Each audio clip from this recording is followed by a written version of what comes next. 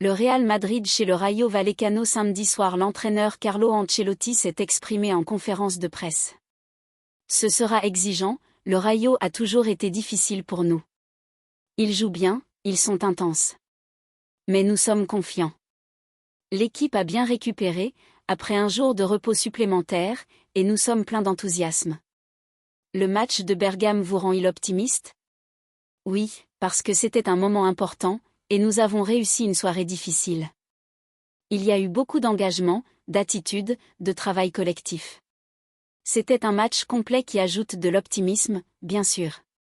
Mercredi est très important, mais pour l'instant nous ne pensons qu'à demain. Comment avez-vous trouvé le match de Vinicius l'autre jour?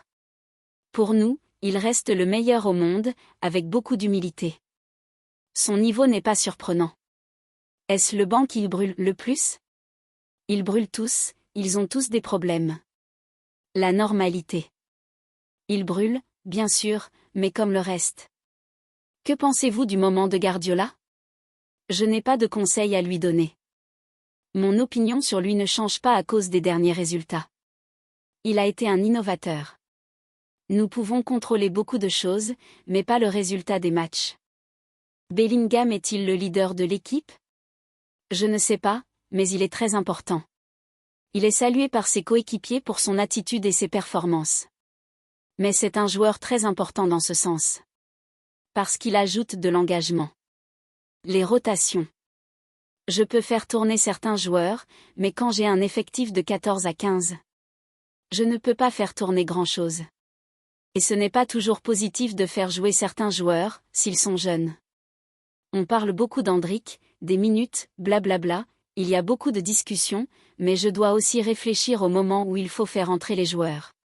Ce n'est pas facile. Si j'ai peu de joueurs, il est normal de faire moins de rotation. Pensez-vous que les gens ont été trop durs avec vous? Nous allons rivaliser et nous battre pour tout, c'est ce que je sais. Les choses commencent à s'améliorer, comme vous pouvez le voir. Alaba et Camavinga sont presque de retour. Voyez-vous toujours Tchouaméni comme un défenseur central plutôt que comme un milieu de terrain? La première chose est de le remercier pour son engagement, son abnégation. Moi personnellement je tiens à le remercier. Il y joue sans se plaindre et en tire le meilleur. Contre l'Atalanta et Gérone, il s'est très bien comporté et ce n'est pas un hasard si nous avons gagné ces 2 matchs avec lui. Il ne faut pas oublier que ce n'est pas son poste, mais il le fait pour l'équipe. C'est un pivot fondamental, comme il y en a peu sur le marché, mais nous sommes dans une situation d'urgence. Comment vont Mbappé et Camavinga? Kylian, ce n'est pas grave, il ne sera pas là demain, mais il se rendra au Qatar et nous évaluerons les risques sur place. Camavinga va bien. Il est disponible pour demain. Savez-vous d'où viennent ces petits pépins physiques avec Mbappé? C'est difficile. Lors des derniers matchs, il a été ici, il s'est reposé, il a travaillé, on ne sait pas. Heureusement, son indisponibilité sera de courte durée et il ne perdra pas ce qu'il a accompli ces derniers temps.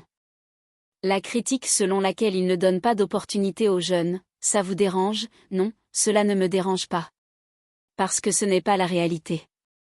C'est pourquoi cela ne me dérange pas. Que doit faire Hendrick pour évoluer? Mais ce n'est pas seulement lui qui doit travailler, c'est tout le monde.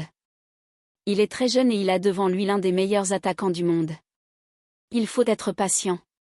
Il aimerait jouer plus, bien sûr, mais il ne demande rien. Laissons-le continuer son apprentissage comme ça. C'est tout.